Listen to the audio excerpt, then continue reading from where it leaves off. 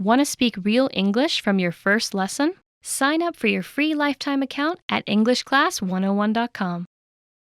Hi everybody, welcome back to Ask Alisha, the weekly series where you ask me questions and I answer them. Maybe. First question this week comes from Noha. Hi Noha. Noha says, hello, what does to bail mean? It depends on the situation. In everyday casual English, to bail means to leave, as in, this party's boring, let's bail. Or, sorry, I gotta bail, I have to be home soon. So this use of bail is very casual. We use it with our friends, maybe with our coworkers. It just means to leave. There is another meaning of bail, which is much less commonly used in everyday conversation. It means to remove the water from a boat, like a sinking boat. If there's water in the boat, you need to bail out. Usually we say bail out or bail the water out of the boat. So again, this is not an everyday conversation topic, but you may hear this or you may see this in writing or perhaps in a movie somewhere. In general, though, in everyday speech, to bail means to leave. So I hope that this helps you. Thanks for the question. Okay, let's move on to your next question. Next question comes from Vivian. Hi, Vivian. Vivian says, the good thing about having dogs as pets is that they can not only protect our houses, but also be our best friends. Do we need that in this sentence? Why? Thank you very much. Aha. No, you do not need to include that in this sentence. The reason is that in this case, that is acting as the object of your clause. It's acting as the object here. In cases where your relative pronoun acts as the object of the clause, you can omit it. You do not need to include it. So here, the that acts as the object, you can drop it, and the sentence remains the same. So in contrast, you cannot omit it when your relative pronoun acts as the subject of your sentence. If the word that follows your relative pronoun is a verb, that means the relative pronoun is the subject. If the word is not a verb, that means it's the object. So this is a really quick way to test if it's the subject or the object. So if it's the object, you can omit the relative pronoun. So let's take a look at a different example sentence to compare. Having dogs that are protective is good because they can keep your house safe and be your friends. In this sentence, that is followed by are. So having dogs that are protective. In this case, that is the subject. We know this because it's followed by the verb are. So in this case, we cannot remove that. We cannot remove this pronoun because it's part of the subject. It's the subject here. So we cannot omit this. So this is a quick way to test and see, can I remove this that or do I need to keep it there? So I hope that this helps answer your question. Thanks very much. All right, let's move on to your next question. Next question comes from Sho. Hi, Sho. Sho says, hello, Alisha. I would like to ask you how to use even though, even if, even after or before, and even when. I guess these words have different nuances, and I get confused when I hear them. I'm looking forward to hearing from you soon. Thank you. Okay, sure. So even, by itself, even means equal. So we can talk about things that are of equal length, and we can describe those things as even. Those are even. So like something is even if the lengths or like the widths or whatever are the same. We also use this when we're talking about like scores in games or when we're talking about money, especially like debts. So for example, the basketball game score is 12-12, even. So that means they have the same score, like the scores match, they're the same. Or when talking about money, you could say something like, I paid for lunch yesterday, so you can pay for lunch today. And then we'll be even, which means like we're equal, we're fine, like everything is exactly as it should be, it's just right. So even by itself has this meaning. Let's compare this then to even though and even if.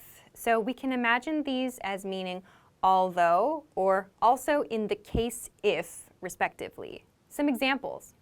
I got a coffee with an old friend even though I was really busy this week.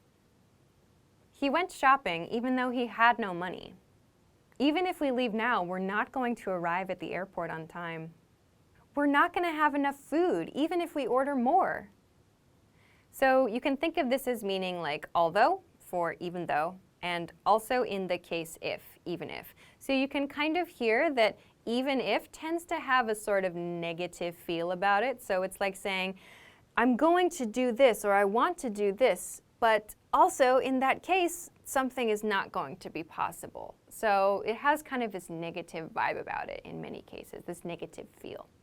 Similarly, even before or even after or even when sounds like also before or also after or also when. So it has this feeling of also, but maybe we want to emphasize it for some reason. So for example, she didn't have time to meet me even after her big project was finished.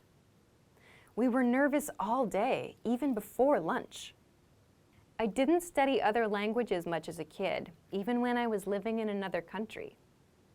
So again, this has the feeling of also before or also after or also when. We want to give some kind of emphasis to that to show like that something is maybe surprising or is shocking or somehow unbelievable. So I hope that this helps you understand the differences between these phrases and the word even.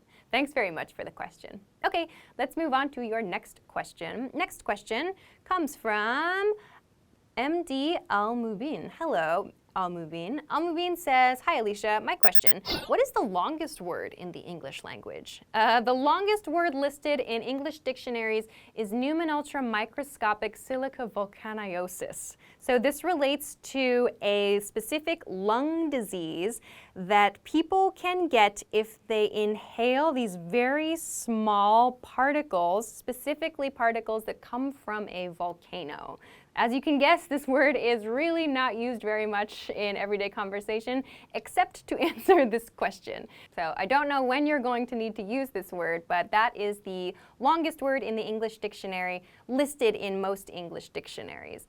A lot of people like to talk about the word anti-disestablishmentarianism, but that is not it. I think that's like number 2 or number 3.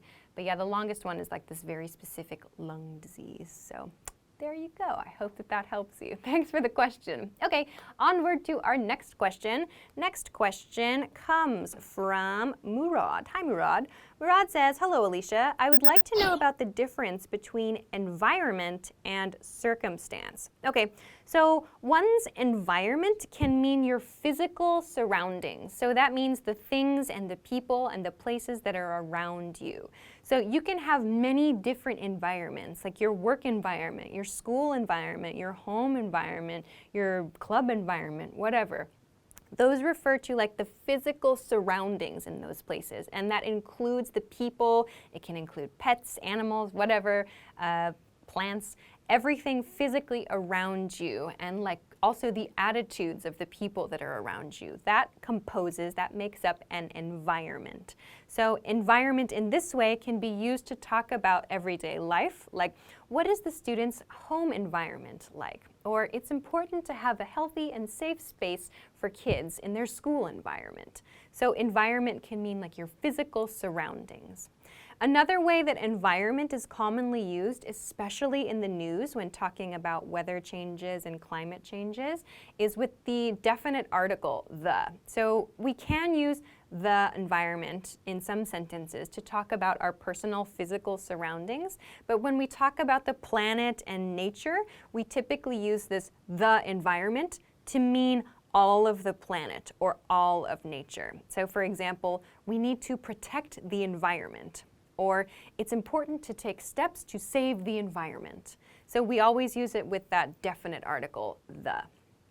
On the other hand, circumstance refers to a temporary situation or a temporary condition. This does not refer to your physical surroundings. It refers to something that happens usually to you. So it's something that's like short in like duration. So for example, if you're going to work and there's a traffic accident and you're late to work, you could say, oh, I'm so sorry, I'm late to work today. I apologize for this circumstance. There was a traffic accident. So you can imagine circumstance means situation. So something that's going to change. It's not like physical surroundings. It's just a situation that you're happening or that you happen to be in now.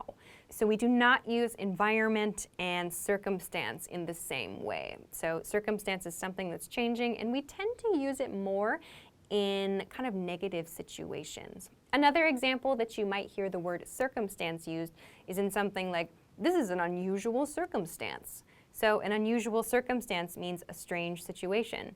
So if you encounter or you experience something strange, you have a strange situation, you could say, this is an unusual circumstance. So again, meaning it's something that's going to change, but it's happening now.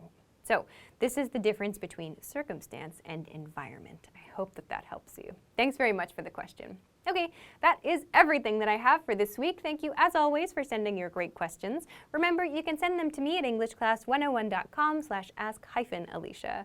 Of course, if you like this lesson, please don't forget to give it a thumbs up, subscribe to our channel if you have not already, and check us out at EnglishClass101.com for some other things that can help you with your English studies. Thanks very much for watching this week's episode of Ask Alisha, and I will see you again soon. Bye-bye. Want to speed up your language learning? Take your very first lesson with us. You'll start speaking in minutes and master real conversations. Sign up for your free lifetime account. Just click the link in the description.